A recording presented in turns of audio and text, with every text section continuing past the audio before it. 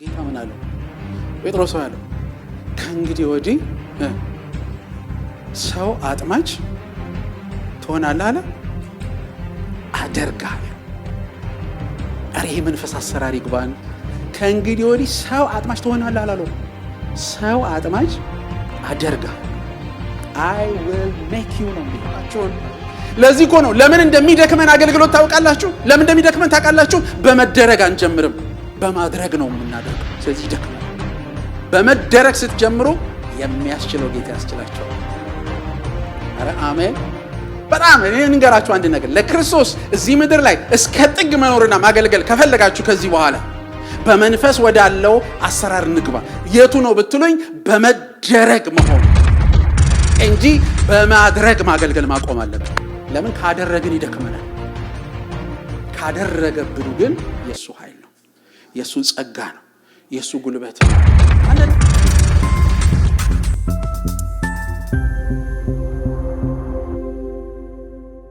እንቀጥላለን። እርሱም በፊደል ላይ ሳይሆን በመንፈስ ላይ የተመሰረተውን የአዲሱ ኪዳን አገልጋዮች እንድንሆን ብቆች አደረገን። ምክንያቱም ፊደል ይገላል፣ መንፈስ ግን ሕይወትን ይሰጣል ይላል 2 ቆሮንቶስ ምዕራፍ 3 ቁጥር 6። እንግዲህ በዚህ ዓመት አንዱ እንግዲህ እግዚአብሔር የሚለን ነገር ይሄ ነው፣ በመንፈስ ላይ የተመሰረተ አገልግሎት ነው። እና በጣም ይሄ ቃል በጣም ነው ልቤን የነካኝ። ምክንያቱ ምንድነው? የተጻፈበት ምን ልበላችሁ ጉልበቱ በጣም እጅግ ኃይለኛ። ምክንያቱም አሁን አንዳንድ ጊዜ አገልግሎትን ስናስብ በብዙ መንገድ እናስባለን። ሁላችንም ወጣም ወረደም በዚህ ምድር ላይ ያለን ስጋ ለባሾች ነን። ስጋ ለባሾች ሆነን ስንመጣ ከበስተጀርባችን ደግሞ ለዘመናት የኖረ በሺዎች ዓመታት የኖረ የሕግ ዘመን ነበረ በምድር ላይ አይደለም። በእስራኤል ዘንድ ስንሄድ ሕግ ነበረ።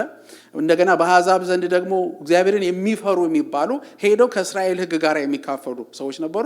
ከዛም መሃል ለምሳሌ ኢትዮጵያዊ ጃንደረባ እየሄደ እያመለከ የሚመጣበት ቦታ ነበር። ስለዚህ በርዝራዡም ቢሆን በምድር ላይ ምን አለ መሰላችሁ? ያ የሕግ አሰራር በሰው ሕይወት ውስጥ አለ። ደግሞ ከሰው ውድቀት ጋር አብሮ የመጣ ነገር አለ። ምክንያቱም ውድቀታችን ለእግዚአብሔር እንዳንሆን ያበቃን ነው። ለእግዚአብሔር መሆን አልቻልንም ከውድቀታችን የተነሳ። ስለዚህ ብዙ ልምድ አለው ማንነታችን፣ ህይወታችን ልምድ አለው ከበስተጀርባ። ለዚህ ነው መጽሐፍ ቅዱስ ክርስቶስ ኢየሱስ ወደኛ መጥቶ በመስቀል ላይ ዋጋ ከፍሎ በደሙ ኃጢአታችንን አጥቦ የራሱ ልጆች ሲያደርገን አንዱ ነገሩ ምንድነው ሊያደርገው የፈለገው? እንዴት መኖር እንደምንችል አዲስ ምዕራፍ ነው የከፈተልን። ኒው ቻፕተር፣ በቃ አዲስ ተስፋ፣ አዲስ መንገድ፣ አዲስ የኑሮ ዘይቤ፣ አዲስ ህይወት፣ አዲስ ማንነት ነው የሰጠን። ይሄ ቀላል ነገር አይደለም። የሚገርማችሁ ማወቅ አንድ ነገር ነው፣ ባወቁት መኖር ደግሞ ሌላ ነገር ነው። እየሰማችሁ ነው አይደለ? በአንደኛ ዮሐንስ ምዕራፍ 4 ላይ አንድ የሚገርም ጥቅስ አንብቤያለሁኝ። ምን ይላል? ፍቅርን አውቀናል የሚል ቃል አለ። ፍቅርን ምን ብለናል? አውቀናል ይልና ከዛ ደግሞ እናምናለን ይላል። በፍቅሩ እናምናለን ይላል። አይገርማችሁ? ለካ ማወቅ ብቻውን ጥቅም አይደለም፣ በፍቅሩም እናምናለን። ምን ማለት ነው? ይሄ ቃል ወደኛ ዛሬ ሲመጣ ማወቅ በቂ አይደለም፣ አምነነው መኖር አለብን በሱ። አሜን ነው። ስለዚህ ምንድነው የሳምንቱ ስራዬ ከጌታዬ ጋራ ከተራው ስራዬ ከምድራዊ ከሰማይ በታች ካሉት ስራዬ ባሻገር ትልቁ የኔ መንፈሳዊ አንዱ ስራ ምንድነው ስትሉ እግዚአብሔር የሚሰጠንን ቃል በእኛው ሕያው እንዲሆን ልንኖርበት ልንታዘዘው ነው የሚገባው ማለት ነው ሳምንታችንን። እግዚአብሔር የተባረከው እና ይሄ ማወቅ የሚለው እንዳያረካን በማወቅ ደግሞ ቀጥሎ ማመን ያስፈልጋል። ያመነውን ደግሞ መኖር መቻል አለብን ማለት ነው አይደለ? አመንኩ አለ፣ ከዛ ምን አለ? ስለዚህም ተናገርኩ ነው። ለምንድን ነው የሚናገረው? ስላመነ ነው። ማመኑ ነው የመናገር አቅም የሰጠው። ደግሞ ሲናገር ደግሞ የመኖር ጉልበት ያገኛል። ክብር ለኢየሱስ ይሁን። ስለዚህ በጣም ወሳኝ ስለሆነ አደራ የምላችሁ ይሄንን የእግዚአብሔር ቃል ለዓመቱ እግዚአብሔር ሲሰጠን ዝም ብሎ አይደለም አለ አይደለም። ለምን ጆሮቻችን እንዲሰሙ ፈቀደ? ለምን እዚህ ቤት ውስጥ እግራችን ገባና እዚህ ቤት ውስጥ ለምን ተገኘን ብለን ስንል በምክንያት ነው። ይሄን ምክንያት እንዳናጣው እግዚአብሔር ይርዳል። አሜን። ባለፈው እንግዲህ ካለው ትንሽ ሰመራይዝ ያደረኩ መጣለሁኝ እስከ ሄድኩበት ሄዳል። የመጀመሪያው ነገር በመንፈስ ላይ የተመሰረተውን አገልግሎት ለመረዳት ጥቂት በፊደል ላይ የተመሰረተውን አገልግሎት ምንድን ነው? በፊደል ላይ የተመሰረተ አገልግሎት አለ። ልክ በመንፈስ ላይ የተመሰረተ አገልግሎት እንዳለ ሁሉ ማለት ነው። ምን ይላል እንግዲህ እዛ ላይ ሲናገር፣ እዛው ጥቅሱ ላይ መጀመሪያ ያየነው ላይ እርሱም በፊደል ላይ ሳይሆን ነው የሚለው። በፊደል ላይ ሳይሆን እንግዲህ በተጻፈው ላይ ሳይሆን በመንፈስ ላይ ይላል። ስለዚህ አንዱ ራሱ የሚለው ምንድነው? በፊደል ላይ መኖር የሚባል ነገር አለ። ምን ማለት ነው እሱ? የብሉይ ኪዳን አገልጋዮች በዋነኝነት የሚጠበቅባቸውን ሆኖ መገኘት ሳይሆን የታዘዙትን ማከናወን ወይም መፈጸም ነው የሚል ሐሳብ ባለፈው አንስተን ነበረ። ምን ማለት ነው? እግዚአብሔር በብሉይ ኪዳን ውስጥ አስቡ እንግዲህ ብዙ ካህናት አሉ አይደል? ሊቀ ካህን አለ፣ ብዙ ካህናት አሉ። የእግዚአብሔር ስራ በእግዚአብሔር ቤት ውስጥ ይሰራ፣ በመቅደሱ ይሰራ። በመቅደሱ ሲሰራ የእያንዳንዱ ካህን ውስጣዊ ማንነት አይደለም ብዙ የሚያሳስበው። በብሉይ ኪዳን የሚያሳስበው በተራው ገብቶ በምድቡ ገብቶ ያንን የተባለውን ነገር ያደርጋል ወይ። ስለዚህ ሞሮፍ መታወን ያክል ወይም ደግሞ አክት የማድረግ ያክል እንጂ አሁን ብዙ ውስጡ ምን ይካሄዳል፣ ምን እያሰበ ነው ያ ካህን የሚለው ሜንሽን ሲደረግ መጽሐፍ ቅዱስ ላይ አታነቡ። ስለ ሰውየው ውስጣዊ ማንነት ምንም ሲወራ አታዩ። ስለ ድርጊቱ ነው የሚወራው። ምክንያቱም ብሉይ ኪዳን በማድረግ ስለነበረ በማድረግ ብቻ አትያዝ፣ አትቅመስ፣ አትንካ ብሎ ቆላስያስ ላይ እንደጠቀሰው ማለት ነው። አትያዝ፣ አትንካ፣ አትቅመስ በሚለው ነው ያለው፣ በድርጊት ነው ያለው። አሁን ለምሳሌ ልቡ መጥፎ ነገር እያሰበ በድርጊቱ ግን ትክክል ቢያደርግ ትክክል ነው። ገብቷቸዋል አይደል? ይሄ ማለት ለተወሰኑ ግን እግዚአብሔር ለመረጣቸው ሰዎች ግን ሞቲቫቸው በብሉይ ኪዳንም ይታይ ነበር።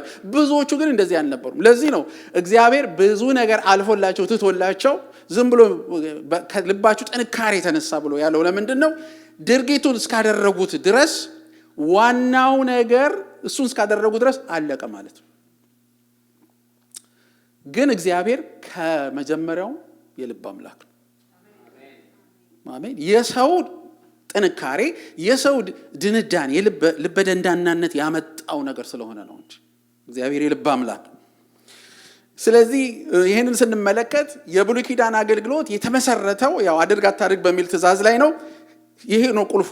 ይህ የማንነት ለውጥ ሳይሆን የምንድን ነው? የድርጊት ለውጥ ነው። አንድ ነገር እስካደረክ ድረስ አድርግ የተባልከውን የማንነትህ መለወጥ አይደለም፣ ይህ ማድረግህ ነው። ይሄ በጣም ሊታሰብ ይገባል። ሌላው የብሉይ ኪዳን አገልግሎት የተጻፈውን ሕግ ከመፈጸም ውጭ የሚደረግ ሌላ አገልግሎት ስላልነበረ የሚያተኩረው በተሰጡት ሕግጋት ላይ ብቻ ነበረ እና ባለፈው ፓስተር ዳኒ በጣም በስፋት ሕግና ጸጋ ላይ አስተምሮናል። ይሄ ሞራል ሎ ሕግ፣ ግብረ ገባዊ ሕግ፣ ሴሬሞኒያል ሕግ የሚባለው፣ ስርዓታዊ ሕግ የሚባለው፣ እንደገና ማህበራዊ ሕግ፣ ይሄ ሶሻል ደግሞ ሎስ የሚባሉ አሉ። እነዚህ ከ10ቱ ትእዛዛት ጀምሮ ጠቅላላ እስኪተነተሉ እስከ 600 ምናምን ትእዛዛት ማለት ነው። እነዚህ ሁሉ በቃ መጠበቅ ያለባቸው፣ እንዲያውም በእንግሊዝኛው ምን ይለዋል? ኦብዘርቭ ይደረጋሉ። ምን ማለት ነው? ትከታተላለህ፣ ትጠብቃለህ፣ ታስፈጽማለህ። አለቀ። አንተ የፈለግከው መሆን ትችላለህ። ኦኬ። ስለዚህ ይሄ በዚህ የብሉይ ኪዳን አገልግሎት ይሄንን ሕግ በመፈጸም ላይ ነበር። ነገር ግን በብሉይ ኪዳን ውስጥ ደግሞ በዚህ በፊደል ላይ የተመሰረተውን አገልግሎት ሄደን ስናይ አንድ በደለኛ ያደርጋል። በጣም ከባዱ ይሄ ነው። ለምሳሌ ሰው 10ቱን ትእዛዛት እንዲፈጽም ተሰጥቶታል። ከ10ሩ አንዱን ቢያጎድል አለቀ፣ በደለኛ ነው። ፌር አይደለም ልትሉ ትችላላችሁ። መጽሐፉ ግን ይህንን ይላል። ስለዚህ አንድ ካልፈጸምክ፣ አንድ ካጎደልክ ምንድነህ? በደለኛ ነህ ነው የሚለው የሕጉ ቃል። ያዕቆብ 2:10 ላይ ሕግን ሁሉ የሚፈጽም ነገር ግን በአንዱ የሚሰናከል ቢኖር ሁሉን እንደተላለፈ። አይገርማችሁም? ከምን ጉድ ነው ያወጣን ኢየሱስ? እየሰማችሁ ነው? ከምን ጉድ ነው ያወጣን ኢየሱስ? በጣም እኮ የሚገርም። ይሄ ብቻ አይደለም፣ ይሄ በደለኛ መሆን ብቻ አይደለም፣ ከእርግማንም በታች ነው። ከዚህ የተነሳ ይላል ገላትያ 3:10 ላይ ሕግን በመጠበቅ የሚተማመኑ ሁሉ ከምን በታች ናቸው? ከእርግማን በታች ናቸው። በሕግ መጽሐፍ የተጻፈውን ሁሉ የማያደርግ የተረገመ ነው ተብሎ ተጽፏልና። ለምን እንደሆነ ታውቃላችሁ? ሕጉ ረጋሚ ስለሆነ ሳይሆን አንዱን ያጎደለ የተረገመ ስለሚሆን ሁሉን መፈጸም ደግሞ የሚችል ስለሌለ ከእርግማን በታች ነው የምትኖረው አለ። ስለዚህ በወደድንም ጠላንም በብሉይ ኪዳን ብንሆን ኖሮ በፊደል ስርዓት ውስጥ ብንሆን ኖሮ ከእርግማን በታች ነበር የምንኖር። በጣም ከባድ ነው። ይሄ ብቻ አይደለም።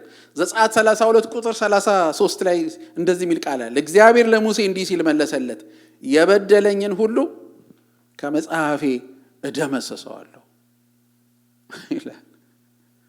እዚህ ምድር ላይ ብቻ ሳይሆን በቃ አለቀ፣ ከመጽሐፌ እደመሰሰዋለሁ ብሎ ሲናገር እናያለን። ምክንያቱም ምንድን ነው? ሕግ መፍረድ እንጂ መርዳት አያውቅም። የሕግ ምንድነው ባህሪው? መፍረድ ነው። አሁን ለምሳሌ ሕግ እውነት በቃ መስተዋት ምንድነው የሚነግረን? የሆነውን ነው። አሁን ሴቶች ተቀባብታችሁ ሳይሆን እንደዚሁ በጠዋት ፊታችሁ፣ አይዟችሁ እናንተ የጠዋት ፊት ነው ያላችሁ፣ ቆንጆ ናችሁ።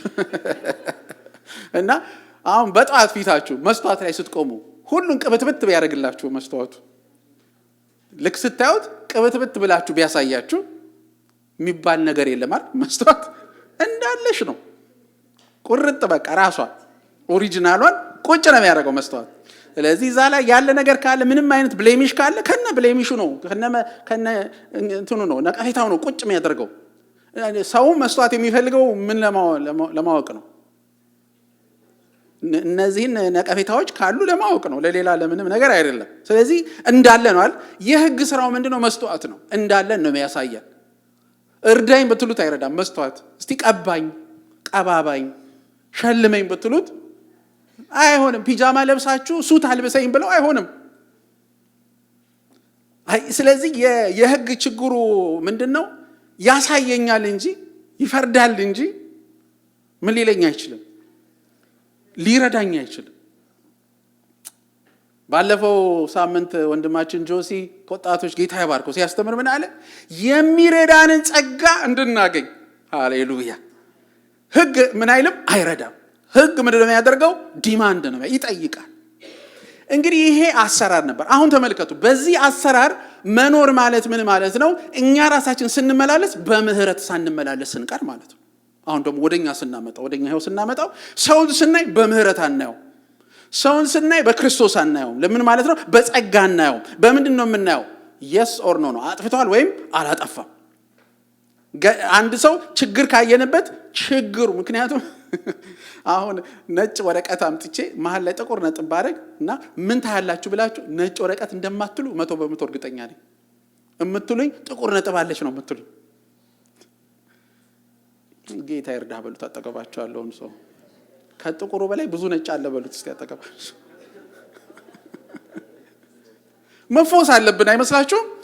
አንዳንዴ በሕግ ውስጥ አይደለንም እንላለን እንጂ ደንበኛ የሕግ ኑሮ ነው የምንኖረው። የሰዎችን ፌለር ነው የምንቆጥረው። የሰዎችን ፌለር ነው የምናየው። ምን ጌት ጋራ እዚህ ጋራ ምን ጋራ ምን አድርጓል ምን አድርጋለች፣ በቃ ሁሉ ቀን በቃ ተተተታ አርገን በቃ ያን ማውጣት ነው የምንፈልገው። በጣም ብዙ መልካም ነገር አለ በሉት። እስቲ አጠገባችኋለሁ ሰው እንኳን እኛ እግዚአብሔር በእንደዚህ አይነት ኃጢአተኛ ማንነታችን መልካም ነገር እኛ ላይ ያያል። ሰው ግን ክቡር ሆኖ ሳለ አለ እኮ። አይገርማችሁ? ክቡር ሆኖ ነበር እኮ አላለም። ሳለ ስቲል ሃሌሉያ ክቡር ሆኖ ሳለ እኮ ነው የሚለው። ምን ማለት ነው ታውቃለህ? እሱ ማለት ስቲል አሁንም የሚያስብህ ነህ፣ ክቡር ነህ ብሎ ነው የሚያስበው እግዚአብሔር። ይሄ የተፈወሰ አእምሮ ነው። ይሄ ጸጋ አእምሮ ነው። እግዚአብሔር ስሙ የተባረከ ይሁን። ስለዚህ ምንድነው ሕጉ ማንንም ፍጹም ሊያደርግ ስለማይችል ይላል ዕብራውያን 7:19 ወደ እግዚአብሔር የምንቀርብበት የተሻለ ተስፋ መጥቷል ይላል። አረ ኢየሱስ ጌታ ነው። የተሻለ ተስፋ መጥቷል። ለምንድነው ተስፋ መጥቷል የተባለው? ምክንያቱም እስካሁን የሰው ልጅ የሄደበት ነገር አያዋጣም፣ የትም አያደርስም። በዚህ መልኩ የሰው ልጅ መቼም ወደ እግዚአብሔር ሊቀርብ አይችልም። መቼም በመንፈስ ሊመላለስ አይችልም። መቼም በመንፈሳዊ ዓለም ውስጥ ያለውን ሚስጥር ሊረዳ አይችልም። በእግዚአብሔር መንፈስ አሰራር ውስጥ ያሉትን ነገሮች በሙሉ ሊያውቅ አይችልም። ለምን? ዝግ ነው፣ በሩ ዝግ ነው። ሕግ እኮ ያደረገው ምን መሰለ? ማለፍ ትፈልጋለህ? ፈጽም፣ ካልፈጸምክ አላሳልፍህም ነው። ስለዚህ ተገድግዶ ቆሟል ህጉ አይደለ? እሱ ምን አደረገ? ህግን ባለፈው ፓስተር ዳኒ ያስተምሯል። ህግን ሻር አለ። ምን ማለት ነው መሻር ማለት? ሌላ የተስፋ በር ከፈተ። ስለዚህ ጌታ ኢየሱስ ክርስቶስ ሲመጣ በዮሐንስ ወንጌል ምዕራፍ 10 ላይ እንደተናገረን ማለት ነው ያለው ምንድነው? መጣ አይደል? ህጉ ምን ብሏል? ግድግዳ ነው፣ ማለፍ አንችልም። በእኛና በእግዚአብሔር መካከል ያለ የጥል ግድግዳ ያለው ማለፍ አንችልም አይደል? ኢየሱስ መጣና በር ሆነ። እየሰማችሁኝ ነው? አሁን እዚህ ግድግዳ ነው አይደለ? መውጫ የለም በዚህ በኩል እንውጣ ብንል፣ ግን እዚህ ጋር ድንገት በር ቢኖር ማለት ነው። ኢየሱስ መጣና በር ሆነ። እንዴት አድርጎ? ህጉን ፈጸመው። ሲፈጽመው ማለፍ ይችላል። እሱም ያልፍበት ጋራ በፊታቸው ሰብሮ ወጣ ይላል። ሚልክያስ 2:15 13 የሚለው ምንድነው? ሰባሪው በፊታቸው ሰብሮ አልፏል። ምን አድርጓል? ደጁን ከፍቶታል።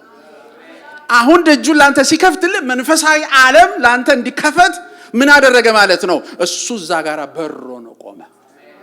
ተስፋ ነው። ኢየሱስ ጋራ ከመጣ ይኸውልህ አሁን ይሄ ሁሉ ግድግዳ ነው የምታዩት። እዚህ በር ጋር ከመጣሁ ግን ተስፋ አለኝ፣ ለመውጣት እችላለሁ።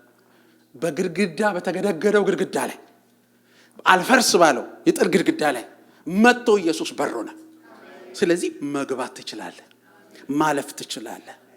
ወደዚህ አይነት ተስፋ ውስጥ ነው ይዞን የመጣው።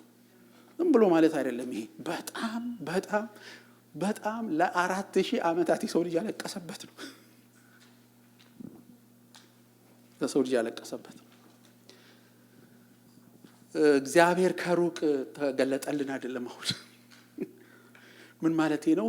እግዚአብሔር በስማ በለው ሳይሆን እግዚአብሔር በልብህ ወደሚለው ምዕራፍ ተስፋ መጣ ማለት ነው። ሃሌሉያ። አጠገባቸው ያለውን ሰው አያፏጭልህም፣ በውስጥ ይናገራል አሉት። ከዚህ በኋላ በፉጨት አይደለም የሚጠራ፣ አንተ ውስጥ ነው ያለው በክርስቶስ ከሆንክ። ኧረ አሜን።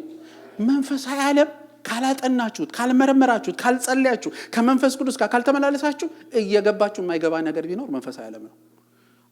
ያወቅን ይመስለናል፣ የገባን ይመስለናል። ግን አሁን ልንኖር ስንጀምር ደግሞ መልሰን ያቺኑ የተለመደችውን የህግ አሰራር እናመጣለን። ይሄ ምን መሰላችሁ? ለምን ይመስላችኋል ይሄ ሆነው? ማን ልናጠፋው የማንችል ስጋ የተባለ ነገር በውስጣችን አለ። ስጋ ደግሞ ስራው ምንድነው? የስጋ ስራ ደግሞ ምንድነው? ከህግ ጋር ነው ስጋ አብሮ የሚሰራው። ሌላ ከምንም ጋር ሊሰራ አይችል። ስለዚህ አሁን ሁል ጊዜ በመንፈስ ስትሆኑ ሌላ ታሪክ ነው። በፊደል ስንሆን ግን ወደ ስጋ ነገር ውስጥ ተመልሰን የምንገባው ችሎታ፣ ብቃት፣ የራስ ምናምን እንትና ነው እንትና ናት እኔ ነኝ እንትና በቃ እዚሁ ታች ነን ያለነው። በንስር ክንፍ ጌታ ከፍ ሊያደርገን ወደዋል። ክብር ለኢየሱስ ይሁን። በመንፈስ ላይ የተመሰረተውን አገልግሎት ጥቂት ደግሞ እንይ። የአዲስ ኪዳን አገልጋዮች ደግሞ ከድርጊት በፊት እየሰማችሁ ነው። እነዚህ ዝም ብለው የተጻፉ ቃላቶች አይደሉም፣ በጣም ኪ ናቸው። ከድርጊት በፊት ከመንፈስ ዳግም በመወለድ የሚጀምር የማንነት ለውጥ ነው። እየሰማችሁ ነው አለ። በአዲስ ኪዳን አገልጋዮች ደግሞ ከድርጊት በፊት ከመንፈስ ዳግም በመወለድ የሚጀምር የማንነት ለውጥ ነው። ቃል ብታቅ ምንም አትፈጥርም፣ ተወለድ ነው። ኧረ አሜን። የአእምሮ ለውጥ አይደለም፣ የሐሳብ ለውጥ አይደለም፣ የአካሄድ ለውጥ አይደለም፣ የማንነት ለውጥ ነው። የማንነት ለውጥ ደግሞ የሚመጣው ማንነቴን መጥቶ ሐሳቤን በማስቀየር ሳይሆን ዳግም በመወለድ ነው። ከመንፈስ ቅዱስ ዳግም ተወልዳችኋል አይደለ? በክርስቶስ ኢየሱስ ሥራ። ዳግም ልደት ማለት ምን ማለት ነው? ከዚህ በፊት ያልነበርሽውን ሆነሻል። ከዚህ በፊት ያልነበርከውን ሆነሃል። ሁለተኛ ቆሮንቶስ ምዕራፍ 5 ላይ ተጽፎልናል አይደል? ሁሉ አዲስ ሆኗል ይላል። ሁሉ አዲስ ሆኗል ይላል። ይኸውላችሁ ዳግም የተወለደ ሰው አድርጎ እግዚአብሔር እንዲጀምር ስለማናውቅ የምናገረው ከሐሳቡ ጋር እንዲገባን ነው የምናገረው። ዳግም እንድንወለድ ያደረገው ለምን ሐሳብ አላስቀየረንም? ለምን እይታ አላስቀየረንም? ለምን አዲስ ነገር አላቀበለንም? የሆኑ ሐሳቦች፣ ምክሮች፣ ነገሮች ለምን አልሰጠንም ብላችሁ ብትሉ ምክንያቱም እነዚህ ሐሳቦች ገብተው ሲንገዳገዱን እኛ ውስጥ የሚኖሩት። እኔን ግን ድጋሚ በመንፈስ ቅዱስ ከወለደኝ ግን የተወለደ ነገር ያድጋል። እየሰማችሁ አይደል? የተወለደ ነገር ያድጋል። ምን ማለት ነው? ማለት ከተወለድክ ታድጋለህ ማለት። አይ እኔ አውቃለሁ ይሄ ነገር ትክክል ነው፣ እንደዚህ ነው እግዚአብሔር ቃል የሚለው፣ እኔ ግን ቸግሮኛል እንዳልል ማለት ነው። ይሄንን መሆን አልችልም ካለው ነገር የተነሳ ይሄን መሆን አልችልም እንዳልል ነው ይሄ የሆነው። ለምን? በውልደት ያደረገው እድገት እንዲኖር። ምርጫም የለህ፣ ታድጋለህ በሉት። አጠገባችሁ ያለውን ሰው ከግንዱ ጋር ተጣበቅ በሉት። ኧረ አሜን። አዎ ልጅ እንግዲህ ምንድን ነው? ልጅ የሚበላው የሚጠጣው የሚደረግለት እንክብካቤ ነው የሚያሳድገው፣ ሌላ ነገር አይደለም አይደል? ስለዚህ ልጅን አሁን ምሳሌ አምጥተን ቁጭ አድርገን ብላ ጠጣ ብትሉት ይሞታል። ልጅ ምን ይጠይቃል? እንክብካቤ ይጠይቃል። አዲሱን ማንነት እግዚአብሔር በክርስቶስ ኢየሱስ ስንወለድ ምን ይላል? የቃሉን ወተት ተመኙ ብሎ ነው የሚጀምረው። መጀመሪያ ነርቸር ኖሪሽ እንዲደረግ የቃሉን ወተት ተመኝ ይላል። ከዚህ ቃል ጋር ነፍሴ ስትጣበቅ መንፈስ ቅዱስ በዚህ ቃል እኔን ይመግበኛል፣ ያሳድገኛል። አንዳንድ ሰው ምን ይላል? አይገባኝም ይላል። ዛሬም ደግሜ እላችኋለሁ፣ እንዲያውም በሉልኝ ለአንድ ሰው ባይገባህም አንብበው በሉት። መቼ በሉት? እስቲ በየዕለቱ በሉት። በየዕለቱ አንብቦ ይኸውላችሁ። እንዲህ ይሄን ማቆም ያለብን አንድ ነገር ብሎ ማንበብ እናቆም። የሰማችሁኝ ነው? እንደዚህ ትሉና ማንበብ አቆም። ይሄ መጥፎ ነው። ሁሌ እናገራለሁ። አንድ ሰው ኑሮ መሮታል፣ አረገው። ይሁዳም ታንቆ ሞተ አለ። ሄዶ ታንቆ ሞተ። አይጠቅምህም በሉት። አጠገባችኋለሁ።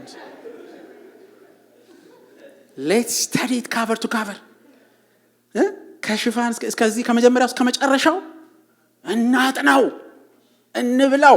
መንፈስ ቅዱስ በዚህ ውስጥ ራሱን ሊገልጥ ይፈልጋል። ኧረ አሜን። መንፈስ ቅዱስ ራሱን በዚህ ውስጥ ሊገልጥ ይፈልጋል።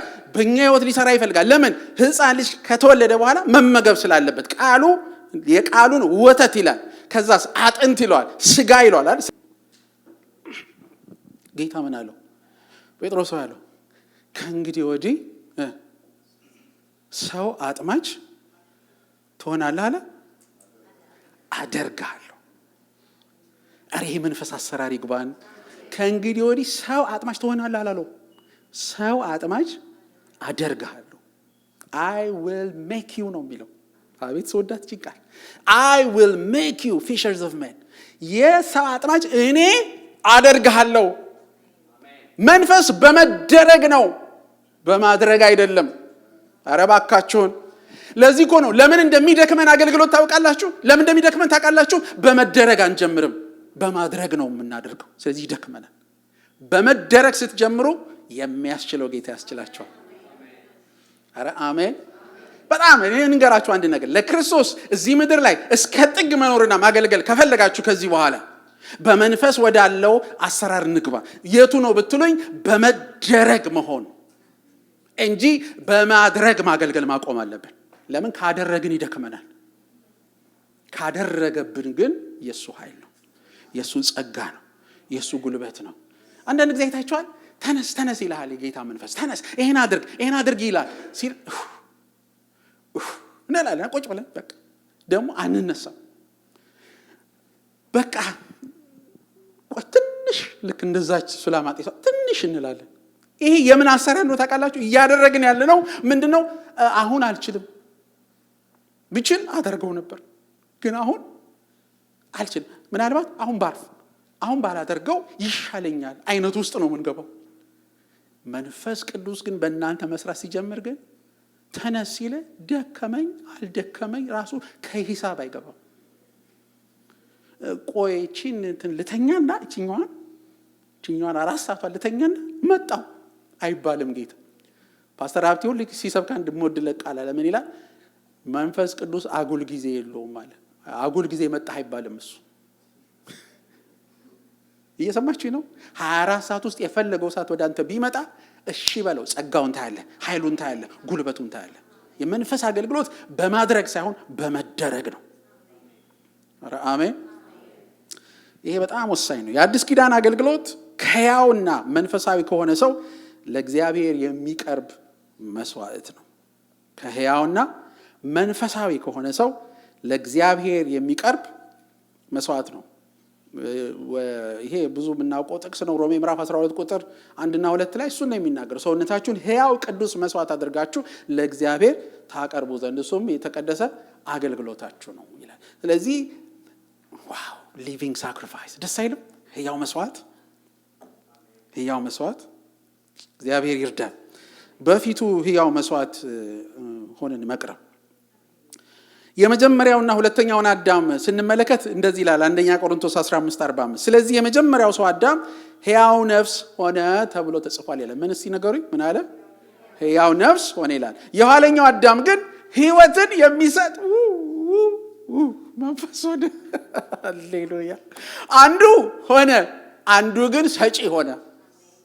ከመሆን በላይ ምን ማለት ነው? አንዱ ተቀበለ፣ አንዱ ግን ምንጭ ነው። ስለዚህ አዳም ምንም ሊረዳን አይችልም። የአዳም መንገድ የትም አያደርሰንም፣ የትም ሊያደርሰን አይችልም። ለምን? የአዳም መንገድ የሰው ጥረት ነው። ጥረ ግረ ብላ ስለሆነ የሰው ጥሮ ግሮ በመብላት የትም ሊያደርሰን አይችልም። ሁለተኛው አዳም ሲመጣ ግን ምን አደረገ ይላል? ሕይወት የሚሰጥ መንፈስ ይላል። ክብር ለኢየሱስ ይሁን፣ አሜን። ሕይወትን የሚሰጥ መንፈስ ሆነ ይላል እሱ ሲመጣ፣ የኋለኛው አዳም። ስለዚህ ኢየሱስ ክርስቶስ ወደኛ ሲመጣ ከሰው ችሎታ ወጥቼ በሉ እስቲ ወደ እግዚአብሔር ችሎታ እንድገባ። ኧረ አሜን። ይሄ ነው የመጣው። ስለዚህ ሌት ሚ ቴል ዩ ሳምቲንግ፣ የትም ቦታ ላይ ብትቆም ዓለም ተሰብስቦ ኢንቲሚዴት የሚያደርግ ነገር ተሰብስቦ አንዳንድ ጊዜ አዋቂዎች መሃል መቀመጥ፣ ታዋቂዎችም መሃል መቀመጥ አያስቸግርም? ኢንቲሚዴሽን አይፈጥርም? እዛ ውስጥ ግን ትልቁ አዋቂ እግዚአብሔርን የሚያቅሰው ነው። ትልቁ አዋቂ እግዚአብሔርን የሚያቅሰው ነው። ሰውየው እንዳሉት ማለት ነው። በመርከብ ላይ እየሄዱ ታለንት ሾው ችሎታ አሳዩ የሚል የመርከብ ክሩዝ እየሄዱ ታለንት ሾው የሚባል አለ እና ማንኛውም መንገደኛ ታለንት ሾው ማሳየት ይችላል ተብሎ የሆነ ቀን ሲኒማ ቤት አለው መርከቡ፣ እዛ ውስጥ ታለንት ያሳያሉ ሰዎች ይሄዱ የሚችሉትን ነገር። አንዱ ይገጥማል፣ አንዱ ይተውናል፣ አንዱ የተለያየ ነገር ያደርጋል እና አንድ ወጣት ብድግ አለ እና መዝሙር 23ን በአስደናቂ ሙዚቃ ታጅቦ ዘመረው። በአስደናቂ ሙዚቃ ኦርኬስትራ ተከቦ ሲዘምር ህዝቡ በሙሉ ሲጨርስ ቆሞ ብሎ አጨበጨበ። ደስ አለው ወጣቱ። በዚህ ተደስቶ ተቀመጠ። ከዛ በኋላ አንድ አባት ወጡ። ሽማግሌ ናቸው። ምንም እንደዚህ አይነት ጋጋታም አልነበራቸውም በሰዓቱ። እኔም ታለንት አለኝ አሉ። ወጡና መዝሙር 23ን ራሳቸው ደግሞ ዘመሩት። እንደዛው ሰውዬ ሲዘምሩ ግን በቃ ራሳቸው ዘመሩት። ወጥተው ዘምረው ሲጨርሱ የሚያጨበጭብ የለም፣ የሚያለቅስ ብቻ ነው ያለው ቤቱ። ህዝቡ በጣም ተነክቶ ያለቅሳል።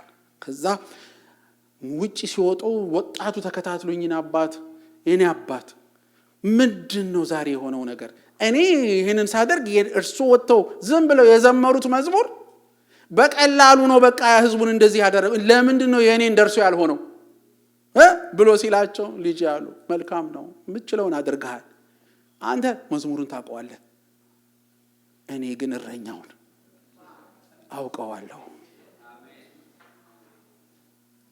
እስቲ ወደ እረኛውና በሉት ዛሬ። እስቲ ወደ እረኛውና ብላችሁ ለአንድ ሰው ነገር መዝሙሩን ተወና እስቲ ወደ እረኛውና በሉት። አቤት ፐርሰኑ እኮ ነው በቃ የሚሰራው። አዲስ ኪዳን ውስጥ እኮ ራሱ ጌታ ነው እኮ፣ ራሱ መንፈስ ነው እኮ በእኛ ውስጥ የሚሰራው። መንፈስ ምን ይላል? ህይወትን ይሰጣል አለ ዮሐንስ 6:63 ላይ መንፈስ ህይወትን ይሰጣል፣ ስጋ ግን ምንም አይጠቅምም። እኔ የነገርኳችሁ ቃል ብቻ አይደለም አለ፣ መንፈስ ነው ህይወትም ነው አለ። ዛሬ ይሄ መንፈስ በውስጣችን ይግባ። ይሄ መንፈስ በውስጣችን ይግባ። አጥንትን የሚያለመልም ነፍስን የሚያለመልም ይሄ መንፈስ ዛሬም በውስጣችን ይግባ። ዛሬ የሚነገረው ይሄ ቃል እኔ ቃል ሆኖ ባፌ ቢወጣም እግዚአብሔር ግን በእናንተ ጆሮ መንፈስ ነው የሚያደርገው፣ ህይወት ነው የሚያደርገው። ህይወት ነው ይላል። መንፈስ ህይወት ሰጪ ነው። ታውቃላችሁ ሮሜ 14:14 ጥቅሱ ትዝ ይላችሁ ከሆነ የእግዚአብሔር መንግስት ጽድቅና ሰላም በመንፈስ ቅዱስ የሆነ ደስታ ናት ይላል። እስቲ በሉት የእግዚአብሔር መንግስት ጽድቅና ሰላም በመንፈስ ቅዱስ የሆነ ደስታ ናት። እኔ ይህንን ሁሉ እለዋለሁ። የእግዚአብሔር መንግስት ጥቅማ ጥቅሞች ቤኔፊትስ የሚባሉት ምንድን ነው? ጽድቅ፣ ሰላም፣ በመንፈስ ቅዱስ የሆነ ደስታ። እስቲ በሉት ጽድቅ፣ ሰላም፣ በመንፈስ ቅዱስ የሆነ። ስለዚህ ጽድቅ ማለት ምን? ሁሌ በአምላኬ ፊት መቆም እችላለሁ። ሁሌ በአምላኬ ፊት መግባት እችላለሁ። ሁሌ ከእርሱ ጋር በእሱ ፊት አክሰስ አለኝ። ሰላም ስንል አእምሮዬ ሰላም ስለሆነ ፍሬያማ ነኝ። ሰላም የሆነ ሰው ሁሌ ምን ያደርጋል? ፍሬያማ ነው። አላፈራሁም ወይም አታፈሩም እያለ ዘመኑን አይጨርስም። ፍሬያማ ይሆናል የሰላም ሰው። ከዛ ምን አለ? በመንፈስ ቅዱስ የሆነ ደስታ ናት አለ። ጠቅላላ አቲቲዩዳችንን የሚቆጣጠር ነው። ስለዚህ ሰው ሲያገኝህ፣ አንተን ሲያገኝህ ተስፋ ያያል። ኧረ አሜን አሜን አሜን። አንተን ሲያይ ይበረታታል። አንተን ሲያይ ይጽናናል ማለት ነው አይደል? ከዚህ ተቃራኒ መኖር አያሳዝንም? እግዚአብሔር ፊት እንደማይገባ ሰው ስንኖር ሰላም የሚባለው ነገር ጠፍቶ አይደለም አእምሯችን፣ ፊታችን ተረብሾ። ፊት የተረበሸ ታውቃላችሁ? አንዳንድ ሰው ሲመጣ ራሱ ረብሻ ነው ፊቱ። ውስጡ እኮ ስለተረበሸ ነው። እውነት ነው እኮ የምላችሁ። መልክ እኮ መልክ አይደለም። እኔ ሁሉ ቀን የምናገረው ነው። መልክ አይደለም፣ ልባችን ነው መልካችን ላይ የሚወጣው። ፊታችሁ ላይ እኮ ያለው ደስታ ፐርፎርም ሲደረግና ከውስጥ ሲፈስ ያስታውቃል። በእኛ ላይ እኮ ያስታውቃል። አዎ ፌክ እናንተ ነው ያስታውቃል። እንግዲህ ተመልከቱ፣ ያ ጥቅም እያለ ከዚህ በታች መኖር እንዴት ለምን መባል አለበት? በመንፈስ ዓለም ውስጥ ስንገባ ይሄ የኛ ብሌሲንግ ነው። በዚህ ውስጥ ነው የምንኖረው። እንግዲህ ይሄ በጣም ወሳኝ ነው። መንፈስ ነው ህይወትም ነው ብሎ ይናገራል። እስቲ ቺኛዋን እንያት። የመንፈስ ቅዱስ ስራ በአማኝ ህይወት ታዲያ ምንድን ነው? በመንፈስ ከሆነ ምንድን ነው ስንል የመጀመሪያው ነገር የህይወት ለውጥ ነው። አሜን። የህይወት ለውጥ ነው የመንፈስ ቅዱስ ስራ። ገላትያ 5:22-23 የመንፈስ ፍሬ ግን ፍቅር፣ ደስታ፣ ሰላም፣ ትዕግስት፣ ቸርነት፣ በጎነት፣ ታማኝነት፣ ገርነት፣ ራስን መግዛት ነው ይላል። እነዚህ ስሞች ሳይሆኑ ድርጊቶቹ ፍሬዎች ናቸው። ፍሬ ነው። አይውላችሁ መንፈስ ቅዱስ ወደ አንተ ሲመጣ ሰው ውስጥ የማይገኝ ነገር ይገኛል። ኧረ አሜን። አሁን ለምሳሌ አንዳንድ ሰው በጣም የፍቅር ሰው ነው ብለህ ነው፣ በሌላ በኩል ግን ስንመጣ ትዕግስት የለውም አይደለም? ጉድለት ይታያል ማለት ነው። አንዱ ነገር ሲሞላ አንዱ ይጎላል፣ የሰው ነገር። ይሄ ደስ የሚለው ግን ምን እንደሆነ ታውቃላችሁ? ይሄ የመንፈስ ፍሬዎች አይልም። ቢል ኖሮ አደገኛ ነበር። ለምን? ከፋፍለን እንወስደው ነበር። የመንፈስ ፍሬ ነው የሚለው ምን ማለት ነው ታውቃለህ? ይኸውልህ ይሄ ሁሉ የተደረደረው 9ኙም ነገር ፍሬው ወደ አንተ የመንፈስ ፍሬ በአንተ ሲገለጥ ይሄን ሁሉ ነህ። አቤት አቤት አቤት። እስቲ አንድ ነገር ልንገራችሁ። ግልግል አልነበር? አሁን በሕክምና ዓለም አሁን ብዙ የምትሰሩ አላችሁ። ግልግል አልነበር? ሁሉንም በሽታ የሚፈውስ አንድ መድኃኒት ቢሆን ኖሮ የሰማችሁ? ያው የምትሰሩ ሰዎች በተለይ እዚህ ነርሶች ብዙ አለ። አሁን ነርስ ስንት መድኃኒት ነው የሚሰጠው ለሰው የምትሰጡትና አንድ ሰው እንደዚህ ያለኝ እኔ መቃም ሰለቸኛል። መውሰድ እኮ አላለም መድኃኒት፣ መቃም ሰለቸኛል። ለምን? በእንትን ነው ከፋፍሎት፣ በቃ ከፋፍሎት የዕለቱ 18 እንትን የሚወስድ ሰው አውቃለሁ። እና ሰለቸኝ እኔ በቀን 18 ክኒን። ከባድ አይደለም? አስባችሁታል? ግን የሁሉ በሽታ አንድ መድኃኒት ቢኖር ኖሮ እዚህ ምድር ላይ ግልግል አይደለም?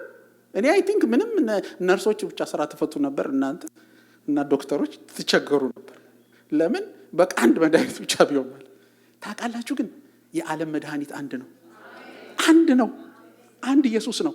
እሱን ስትወስደው ፈውሱ ሁሉ አለ። አንድ መንፈስ ነው። እሱን ስትወስደው ፍቅር፣ ደስታ፣ ሰላም፣ ትዕግስት፣ እምነት፣ ቸርነት፣ የዋህነት፣ በጎነት፣ ራስን መግዛት አብረው ውስጥ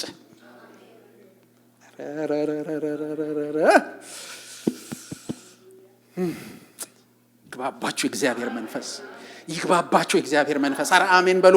ያግኘን የእግዚአብሔር መንፈስ ዛሬም በልባችን ይፍሰስ የእግዚአብሔር መንፈስ። አርግልኝ በሉት ዛሬ ይሁን፣ ህይወቴን አጥለቅልቀው በሉት። ይሄ እኮ የእምነት ጉዳይ ነው ወገኖች፣ የእምነት ጉዳይ ነው እንጂ የሞራል ጉዳይ አይደለም እኮ አሁን የምናደርገው። ይኸውላችሁ ፍቅር፣ ደስታ፣ ሰላም፣ ትዕግስት፣ እምነት፣ ቸርነት፣ የዋሃት፣ በጎነት፣ ራስን መግዛት፣ እነዚህን ሁሉ ክኒና ቢያቀብለኝ ኖሮ ስንት ልውጥ ነው? ገና እኮ አሉ ያልተጠቀሱ። አንድ መጥቶ ግን ይገባል አንተ ውስጥ።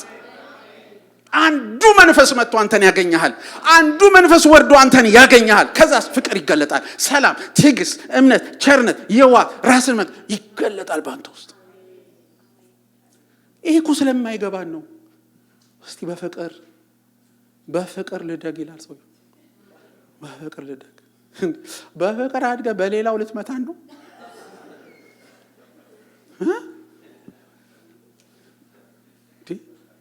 እንትን ምዝዝ እያል ፍሬው አንድ ነው በሉት። አጠገባቸው ያለውን ሰው ዛፉ ላይ ያለው አንድ ፍሬ ነው በሉት።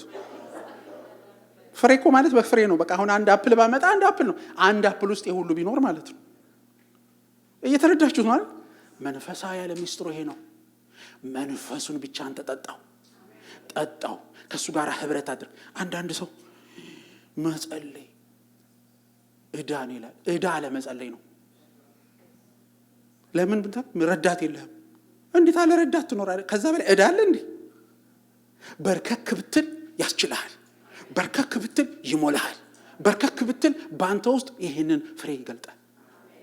ታዲያስ ከዛ መስሪያ ቤት ሂድ፣ በረከት ነህ። ዘመዶች መሃል ሂድ፣ በረከት ነህ። ቤተክርስቲያንና በረከት ነህ። ወይ እግዚአብሔር ከእዳነት ራሳችንን ያድነን። ከእዳ እኮ አላልኳችሁም። ከእዳነት ራሳችን እዳ እንዳንሆን ራሳችን ለሰው ለትውልድ እዳ እንዳንሆን፣ ለቤተሰብ እዳ እንዳንሆን፣ ለትዳራችን እዳ እንዳንሆን። ኧረ አሜን። መንፈስ ሲመጣ የሚሆነው ይሄ ነው። ፍሬው በሙሉ በአንተ ውስጥ። እኔ እቺን በጣም ነው የምወዳት። ሁል ቀን ልማድ አለኝ ስጸልይ በእግዚአብሔር ፊት ጌታ እንደዚህ አይነት ሰው መሆን አለ ብለው ናና ሙሉ ሰው አድርገኝ። ሜክ ሚ ሆል። እሱን ነው የምጠይቀው። መንፈስ ቅዱስ በእኛ ህይወት መስራት ሲጀምር የስጋ ስራ በህይወታችን እየመነመነ ይመጣል። መራርነት፣ ንዴት፣ ቁጣ፣ ሐሜት፣ ክርክር፣ ጠብ፣ ጩኸት፣ ምንዝርና ጠቀሱት የስጋ ስራ በሙሉ ያ ሁሉ እየመነመነ ይመጣል። ጽድቅ ባንተ ውስጥ፣ እግዚአብሔርን መፍራት ባንተ ውስጥ፣ የመንፈስ ፍሬ ባንተ ውስጥ መገለጥ ይጀምራል። ይኸውላችሁ ልክ መድኃኒት ስንወስድ የበሽታውን ኃይል አይደለም የሚመታው። መንፈስ ቅዱስ ወደኛ ሲገባ የስጋ ስራ ይመታል እንጂ አሁን እኛ የምናስበው አሁን ምን እንደማለት መሰላችሁ? አይ ህግ ምንድን ነው የሚለው? ላለማድረግ ሞክር አይደል? ህግ የሚለው ላለማድረግ ሞክር እኮ ነው። ላለማዋሸት ሞክር፣ ላለመሳደብ ሞክር፣ ላለመግደል ሞክር። ለምን? ስጋ እኮ ከፈቀዳችሁለት ምንም ያምረዋል። ውስጣችን እኮ አለ እኮ ስጋ የሚባለው ነገር እኮ አለ እኮ የስጋ ስራ እንዴ አረባል እንጂ። እኔ እንደውም አንዳንዴ ምን አለ በብሉይ ብኖር እላለሁ። አንዳንዴ ማለት ነው ከገባችሁ። አንዳንዱ ላይ ገባው ይችላል፣ ችግር የለም ባይ ግን አይጠቅምም። ይኸውላችሁ መንፈስ ወደ አንተ ሲመጣ ስጋ መሞት፣ ስጋ አቅም እያጣ ጉልበት እያጣ እየተመናመነ ባንተ ውስጥ ይሄዳል። መንፈስ ደግሞ ካንተ ውስጥ ሲጠፋ ወይም ደግሞ የመንፈስ ቅዱስን ነገርኛ ማስተናገር ስንተው ስጋ ደግሞ ብድግ ይላል። ለዚህ ነው ስጋ በመንፈስ ላይ መንፈስ በስጋ ላይ ይቃወማሉ ይላል። ፍቱን መድኃኒቱ ምንድነው? መንፈስ አሰራር ውስጥ መግባት ነው። በመንፈስ ላይ የተመሰረተ ህይወትና አገልግሎት ውስጥ መግባት ነው። አጠገባቸው ያለውን ሰው የተጠራኸው ደህና ነገር ለማውራት ነው በሉት። ለመባረክ ተጠርተሃል በሉት። ለመባረክ ተጠርተሻል በሉ ለአንድ ሰው። እና አንዳንድ ጊዜ ራሳችንን እኮ ማየት ጥሩ ነው። ካፌ የሚወጣው ነገር ህይወትና በረከት ነው የሚበዛበት ወይስ ምንድን ነው የሚበዛበት ብሎ እኮ መመርመር ጥሩ አይመስላችሁ? ማየት ራስን። ከዛስ መንፈስ ቅዱስን በህይወታችን ማስተናገድ ያለብን አይመስላችሁ? ፈውሱ እዛ ውስጥ ነው ያለው። እግዚአብሔር የተባረከ ይሁን። ሁለተኛው በመንፈስ ቅዱስ ሙላት ክርስቶስን ለማወጅ ነው። የመንፈስ ቅዱስ ስራ በእኛ ህይወት ምን ይላል? ሐዋርያት ሥራ 4:31 ከጸለዩም በኋላ የነበሩበት ስፍራ ተናወጠ፣ ሁሉም በመንፈስ ቅዱስ ተሞሉ፣ የእግዚአብሔርንም ቃል በድፍረት ተናገሩ ይላል። አያችሁ፣ ሲኮንሱን እንድታዩት ፈልጋለሁ። ተርታውን ምን አለ ሲናገር? ከጸለዩም በኋላ የነበሩበት ስፍራ ተናወጠ፣ ሁሉም በመንፈስ ቅዱስ ተሞሉ፣ የእግዚአብሔርም ቃል በድፍረት ተሞሉ ይላል። በድፍረት መሞላት ሞራል አይደለም። በሞራል እንሞላ ብለን አንሞላም። መንፈስ ቅዱስ ሲሞላብን ነው ቃሉን በድፍረት የምንናገረው። ለመናገር የእግዚአብሔርን ቃል በትውልድ መካከል ለማወጅ ክርስቶስን ለመናገርና ለመመስከር አቅም የሚገኘው እስቲ ራሴን ላለማምደውና ላማሙቀው ብዬ አይደለም። መንፈስ ሲወርድብኝ፣ መንፈስ ሲሞላብኝ መናገር በጣም ቀላል ነገር። ስለዚህ ቀን አንጠብቅ፣ መንፈስ ያግኛል። አሜን አሜን። መንፈስ ቅዱስ እኛን ያግኛል። እሱ ነው ድፍረታችን፣ እሱ ነው አቅማችን፣ እሱ ነው ጉልበታችን። ሌላው በመንፈሳዊ ስጦታዎች እንድናገለግል ያስችላል መንፈስ ቅዱስ። የመንፈስ ቅዱስ ስራ ይሄ ነው። ምን ማለት ነው? ይሄ ማለት ከሰው እውቀት ወደ እግዚአብሔር እውቀት፣ ከሰው ጥበብ ወደ እግዚአብሔር ጥበብ፣ ከሰው ኃይል ወደ እግዚአብሔር ኃይል መግባት ማለት ነው። እኔ ለመጀመሪያ ጊዜ አስታውሳለሁኝ በመንፈስ ቅዱስ ስጦታ የሚባለውን ነገር ሳገለግል ቤተ ክርስቲያን ውስጥ አይደለም ቆሜ እኔም ጥበብ ቃልና የእውቀት ቃል የተናገርኩት። ለመጀመሪያ ጊዜ እነዚህን ያገለገልኩባቸው እኔ ቢሮ ውስጥ እየሰራሁ ነው፣ በስራ ዓለም ውስጥ እዛ ነው። እኔ እንዲያውም ቸርች ውስጥ እኔ መገለጥ አልናገርም ነበር በዛ ሰዓት። ሞርም እግዚአብሔር ያስጀመረኝ ቢሮ ውስጥ ነው። ስለዚህ ለስራ ጉዳይ ወደ አንድ ሰው ቢሮ ስገባ ክፍት አድርጌ ልነግረው የምፈልገው ስለ ስራ ጉዳይ ነው። ሰውየው እሱን ልነግረው እያሰብኩኝ ስለ ሰውየው እንዳለ ፎቶግራፍ ላይ ይመጣል። ስለዚህ የት ነው ያደርከው ስለው እንዴ ምን ማለት ነው? የት ነው ያደርከው? ስራ ላይ እኮ ነው። እና የት ነው ያደርከው ምን ማለት ነው? ያደረበትን ቦታ ነግረዋለሁ። ደንገጥ ይላል። ይሄ እኮ ጌታን ማያውቅ ደስ አይልም። ስራ ስፍራችሁ የእግዚአብሔርን ነገር ሲትረፈረፍበት፣ አረ ያስገባን፣ አረ ኢየሱስ ያስገባን። ወንበር አሙቄ ዘመኔን መጨረስ አልፈልግም። የገባህበት ሰፈር ምን ችግር አለው? ጌታ እኮ ይሰራል። በደንብ አድርጎ ነው የሚሰራው። መንፈስ ቅዱስ ሲሞላን ሲያጥለቀልቀን ወደዚህ ዓለም ውስጥ ይከተናል። ቁጭ ብለህ አትጨናነቅም። ሁል ጊዜ ሌሊሻ ታነሳዋለች። አንድ ትልቅ ትምህርት ከልጅነቴ በጌታ ቤት ውስጥ አድርጌ አስተማሪ። ድሮኒ ሰው መንገድ ላይ ሲጣላ ሳይ ትዝ ይላችሁ ድብድብ፣ በታክሲ ሳልፍ አዲስ አበባ ውስጥ ድብድብ እንዲያይች ሰው ምን ያህል ብዙ ጊዜ ሲያይ አይ ዘመን እንዴት ያለ ክፉ ዘመን ነው። ብዙ ጊዜ ሰው ይሄንን ይላል። አባባ ትልቅ ሰው ይችላል። እኔ እንደሱ ብያለሁ ስላስተማሪ እንግዲህ ምን እንደማለት ታውቃላችሁ? በጌታ በኢየሱስ ክርስቶስ ስም እየገሰጽኩ እነሱን የሚያስጨንቃቸውን በጣም ብዙ ጊዜ ድብድብ አስቆሚያለሁ። ስራ መፍታት አይገባህም ብሎ ታጠገባቸው ያለውን ሰው አይ ዘመን አይ ክፉ ዘመን አትበል፣ ጸልይ ታሪክ ይሆናል፣ እዘዝ ታሪክ ይሆናል። ስልጣን አለ ላያችን ላይ እግዚአብሔር ነገር አለ። መንፈስ ቅዱስ ሲሞላብህ ከዚህ ውጪ ሌላ ነገር አይመጣልህም። ካልሞላብህ ግን ያ ወይ ክፉ ዘመን ወይ እንደምን ያልክ ወይ ትውልድ እያልክ ነው የምትሄደው። ወይ ትውልድ አይደለም ጸልይ። አንተ እኮ እዛ የተቀመጥከው በዛ ሰዓት የተገኘው ተፈልገህ ነው። እግዚአብሔር ባንተ ሊሰራ ፈልጓል። መንፈሱም ባንተ ውስጥ ሊገልጥ ፈልጓል። ፍቀድለት። ስጦታዎች ልዩ ልዩ ናቸው። መንፈስ አንድ ነው። አገልግሎት ልዩ ልዩ ነው። ጌታ ግን አንድ ነው። አሰራር ልዩ ልዩ ነው። ሁሉን በሁሉ የሚሰራው ግን ያው አንዱ እግዚአብሔር ነው ይላል። ስለዚህ መንፈስ ሲመጣ በመንፈስ ላይ የተመሰረተ ህይወት ውስጥና አገልግሎት ውስጥ ስንገባ የመንፈስ ቅዱስ ስጦታዎች በእኛ ይገለጣሉ። አንዳንድ ሰው እሁድ ጠብቆ ነው ጸጋውን ለመጠቀም የሚፈልገው። ጸጋ የሚያስፈልገው ውጪ ነው። ትልቁ የሚያስፈልገን ቦታ ውጪ ነው። ጸጋ የተጨነቁ የበዙበት ውጪ ነው። እየሰማችሁ ነው? መገለጥ፣ ትንቢት፣ ራእይ፣ ፈውስ ምናምን የሚያስፈልገው ብዙ ለጠፉ ነው፣ ግራ ለተጋቡ ነው። ተጠቀሙበት። መንፈስ ይሙላባችሁ። በወይን ጠጅ አትስከሩ፣ ይህ ማባከን ነው እንዳለ ይሙላባችሁ። ተጠቀሙበት። ጊፍቶች በእናንተ ውስጥ እንዲሰሩ ፍቀዱ። ክብር ለኢየሱስ ይሁን። ለእውነተኛ አምልኮ የሚያስታጥቀን የእግዚአብሔር መንፈስ ነው። ለእውነተኛ አምልኮ በጣም ብዙ ሰው የአምልኮን ሚስጥር አስተምራለሁ ብያለሁ በዚህ ዓመት። ግን አንድ ነገር ልንገራችሁ፣ አምልኬ ቤተ ክርስቲያን መጣው ብላችሁ ምን እንደሆነ ታውቃላችሁ? እውነተኛ አምልኮ እንትን የሚለው ከእግዚአብሔር ፊት ስትወጣ እንደነበርክ መውጣታችን። እየሰማችሁ ነው? እውነተኛ አምልኮ አንተ ላይ ስራ አለው። አንተን የሚያደርግህ ነገር አለው። አሁን ለምሳሌ ዛሬ እዚህ ጋር አምልኬ ወጣው ብዬ ሳምንቱን የባለፈው ሳምንት ነገር ውስጥ ደግሜ ከገባሁኝ በህይወቴና በአካሄዴ ምንም ትርጉም የለውም። አምልኮ ውስጥ ክብር አለ። አምልኮ ውስጥ ቅድስና አለ። አምልኮ ውስጥ የእግዚአብሔር ኃይል አለ። የማይቀይረን ከሆነ ትርጉም የለውም።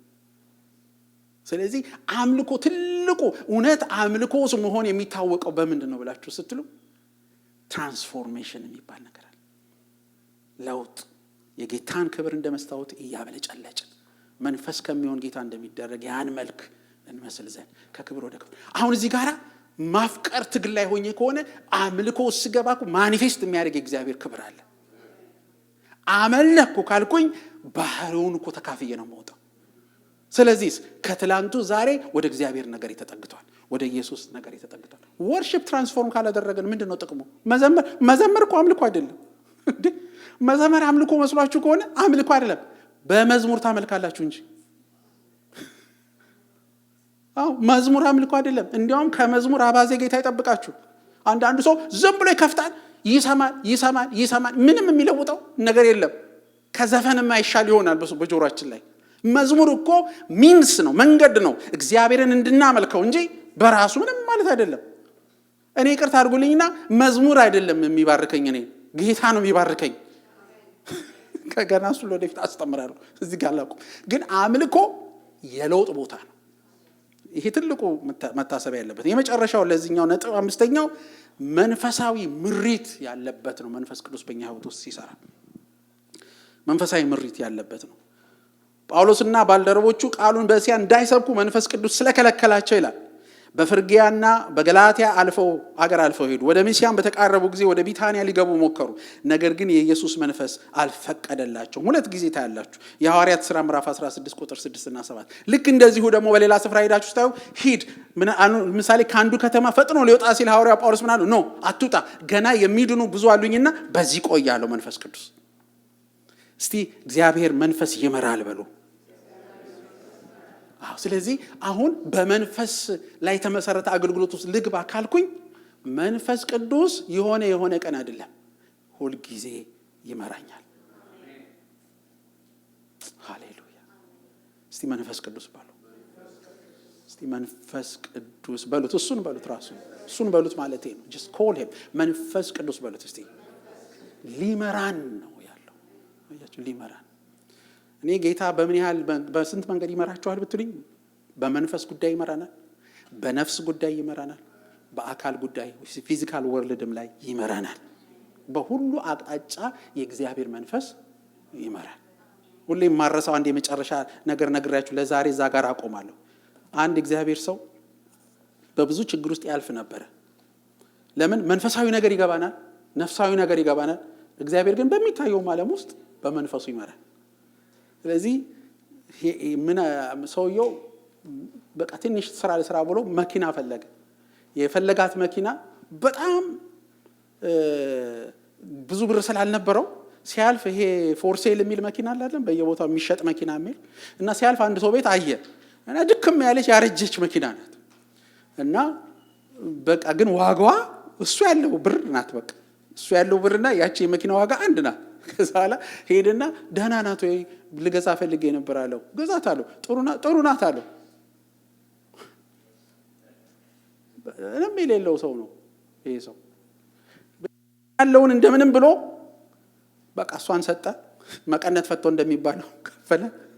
ከዛ በኋላ አወጣት። መኪናዋን ይዟት ወጣ እየነዳና 1 ማይል አለ። ሳነበው 1 ማይል አልሄደም ሰውየው። ሳይ ተፍ ተንተፋትፋ መኪናዋ ቆመች። በጣም አዘነ። ያለችኝ የመጨረሻ ጥሪት ብሬን ሰጥቼ በዚህ አንድ ነገር ሰራለሁ ብዬ አሁን እቺም ደግሞ ተንተፋትፋ ቆመች። አሁን ደግሞ ማሰሪያ ሊባል ነው። አያችሁ የለውም እሱ እንደዚህ አይነት ነገር። እዚሁ እኮ እንትን ውስጥ ነው፣ ቱልሳ ውስጥ ነው ይሄ ታሪክ ይሆን እዚሁ አሜሪካ ውስጥ። በጣም የሚገርማችሁ ከዛ በኋላ ተንተፋትፋ ምን ብሎ ሰው ሊሰራለት እንደማይችል ያውቃል። ለምን አይከፍልም? ገንዘብ የለውም። እዛው መሀል መንገድ ላይ እንደቆመች ዝም ብሎ እንትኑን ከፍቶት ሞተሩ ጋር ከፍቶት ሁዱን ይጎረጉራል። እየጎረጎረ የሆነ ታይም ላይ ሞተሩ ስር እጅን ስደድ የሚል ነገር መጣበት። ሰው በጌታ ነው። እጁን ሲሰድ ሞተሩ ውስጥ ጨርቅ አለ። ጨርቅ ሞተር ውስጥ ይገባል? የለም፣ ብረት ነው ሁሉ ነገር፣ ጎማ ብረት፣ ጨርቅ ነገር ፊል አደረገ። ዋው ብሎ ይሄን ይሆናል የደፈነው ብሎ እንዲህ ነጥቆ ሲያወጣው ተንተፋትፎ አይጀምርም መኪናው። አይዞ ለመኪናም አለ በሉት፣ አጠገባቸዋለሁ በሉት እስቲ፣ መንፈስ እኮ ለሱም አለ በሉት። ይኸውላችሁ ልክ ይሄ ሲሆን በቃ ተደሰተና ልክ ጨርቁን እንዲህ ሲጥለው ጨርቁ እንደዚህ ተፈታ። ሲፈታ $15,000 ለካ ሰው ቀብሯል። ያን የቀበረው ያሻጩ ማያውቀው ሰውየው በአንድ ቀን $15,000 ባለቤት ሁሉ መኪናዋን እዛው ትቷት ሄደ። እሱ የገዛት በስንት $?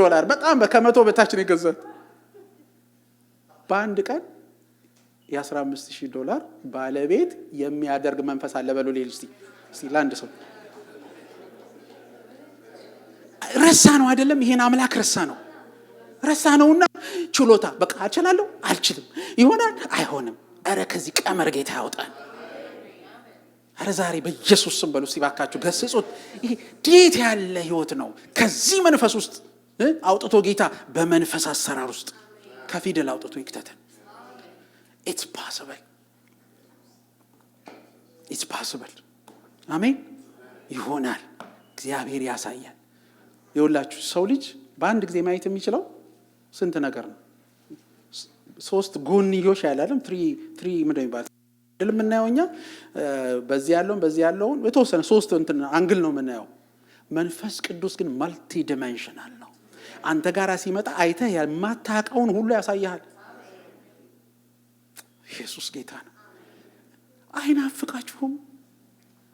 ይሄ ተረት አይደለም፣ ህይወት ነው። ተነስተን አብረን እንጸልይ ለዚህ ህይወት ዛሬ